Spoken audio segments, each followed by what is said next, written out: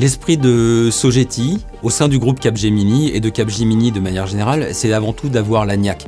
On prend souvent l'image du bébé qui apprend à marcher et qui tombe et qui se relève et qui va réussir au final à marcher. Je pense que la niaque au sein du groupe Capgemini, c'est vraiment ça.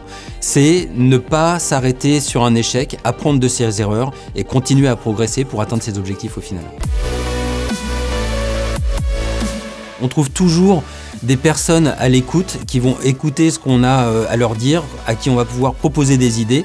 Et si ces idées sont satisfaisantes et font sens, on va vraiment trouver une personne qui va nous soutenir, qui va nous sponsoriser, qui va nous aider à aller chercher le budget, les équipes pour tester. La culture du try and learn est vraiment quelque chose de présent au sein du groupe Capgemini. Pendant que j'étais étudiant, à l'EPITA au passage, j'avais déjà créé ma start-up. Donc dans les années 97-98, j'ai monté ma start-up. Je l'ai relocalisée à Londres. Elle a tourné jusqu'à 2012. J'ai d'ailleurs eu la vie de cette start-up qui s'est parallélisée à ma vie dans l'entreprise chez Capgemini sans aucun problème. J'avais averti mon employeur que j'avais cette start-up en parallèle quand j'ai été embauché, évidemment.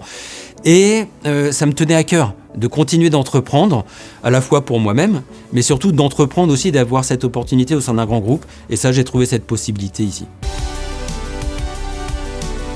En fin de compte, dans cette culture d'entreprise, il y a justement l'ouverture. L'ouverture vers les startups, vers les marchés nouveaux, les nouvelles technologies, parce qu'on est quand même dans une boîte de tech et de high-tech qui doit se tenir à jour de tout ce qui se fait sur le laboratoire d'innovation qui s'appelle Sogeti Labs que je pilote. Effectivement, on donne une journée par semaine aux stagiaires, aux alternants principalement, pour qu'ils puissent faire de la veille et se renseigner. C'est extrêmement important de cultiver la curiosité personnelle pour que l'entreprise soit elle-même curieuse et tournée vers l'avenir.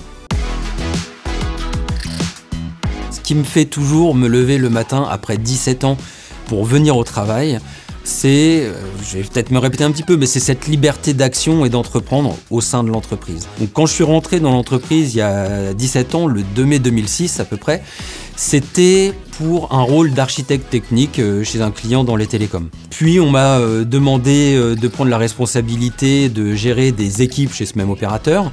Ensuite du management de ressources. J'ai aussi été sollicité pour intervenir sur un rôle de directeur des opérations, puis responsable des avant-ventes. J'ai pu voir différents métiers, je sais pas, 7 ou 8 métiers vraiment différents au sein du groupe Capgemini et de Sogeti, mais aussi beaucoup de clients, les télécoms, l'énergie, le service, et ça c'est quelque chose qui rend ce métier très riche.